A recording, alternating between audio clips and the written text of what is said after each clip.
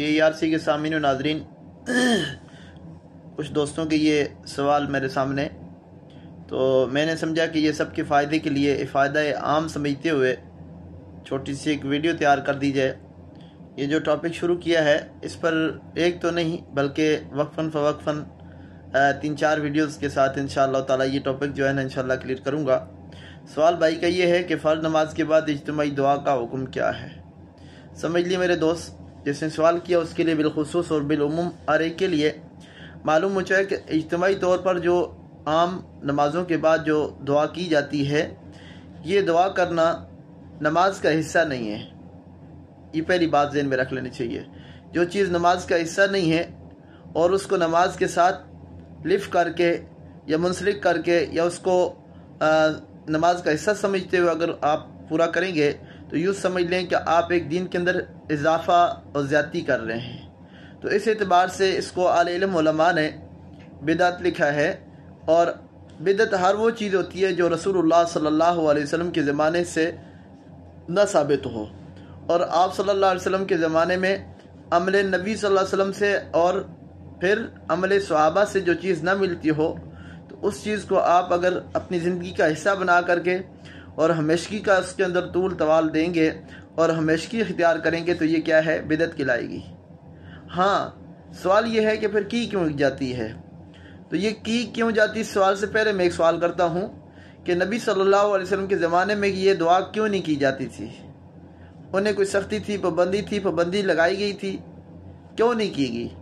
تو معلوم یہ ہوتا ہے کہ اس زمانے میں اگر کوئی دعا کرتا بھی تھا تو اس کو نماز السلام علیکم ورحمۃ اللہ کے سلام کے بعد عبادت سمجھا جاتا ہے، اور الدعاء مخ العبادہ، الدعاء هو العبادہ کے زمرے میں آ کر کے ہر وہ بندہ جس نے نماز پڑھ لی ہے، ایسا نہیں ہوتا تھا کہ ہم ایک دوسرے کے کندھے پھلانگ کر کے واپس بھاگتے جاتے ہوئے نظر آتے ہیں، لیکن وہ وقت ایسا نہیں تھا۔ لوگ اپنے اہتمام کے ساتھ بیٹھ کر کے مناجات الہیہ میں مشغول ہو جاتے تھے اور اللہ سے لمبی لمبی دعائیں کرتے تھے۔ وہاں استاد جی کو، پیر صاحب کو، مرشد صاحب کو، امام صاحب کو، کسی پیر فقیر کسی دوسرے کی انتظار نہیں ہوتی تھی، کسی کے دعائیہ کلمات کی سماعت کی مجبور نہیں ہوتے تھے وہ، حتیٰ کہ امام الانبیاء صلی اللہ علیہ وسلم کے پیچھے نماز پڑھی ہے، بندہ ہاتھ اٹھائے تو کیوں نہ دعا مقبولیت کا شرف پائے، لیکن آپ صلی اللہ علیہ وسلم نے امت کو پابند نہیں کیا، مجبور نہیں کیا۔ ہاں، اپنی انفرادیت کے ساتھ سلام پھیرنے کے بعد کوئی دعا کرتا ہے تو لمبی لمبی دعا کرے، یہی دعا مقبولیت کے اوقات میں سے ہے۔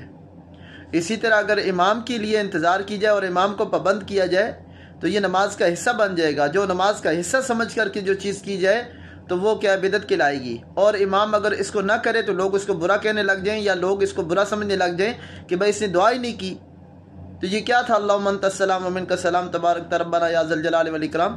تو یہ چلتے چلتے گزرتے اگر امام صفوں سے گزرتے اپنے مقام سے نکلتا ہے، دروازے سے باہر ہوتا ہے، اگر وہ یہ جملے ادا کر رہا ہے، دعائیہ کلمات کہہ رہا ہے، تو مسنون عمل ادا کر رہا ہے، یہ سنت کو زندہ کر رہا ہے۔ لیکن ان چیزوں کو سمجھنے سیکھنے کے لیے مجھے اور آپ کو کیا ہے؟ اہل علم علماء کے پاس بیٹھنا ہوتا ہے۔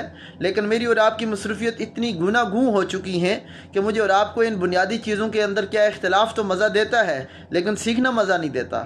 میں اور آپ اگر کسی کے عالم دین کے پاس سیکھ کر کے بیٹھ کر کے یہ چیزیں سیکھیں گے تو یقین سے میں کہہ سکتا ہوں کہ عالم دین اور اپنے علم کے ساتھ اور رسول اللہ صلی اللہ علیہ وسلم کی احادیث صحیحہ کے ساتھ وہ عالم آپ کے دل کو منور کرے گا۔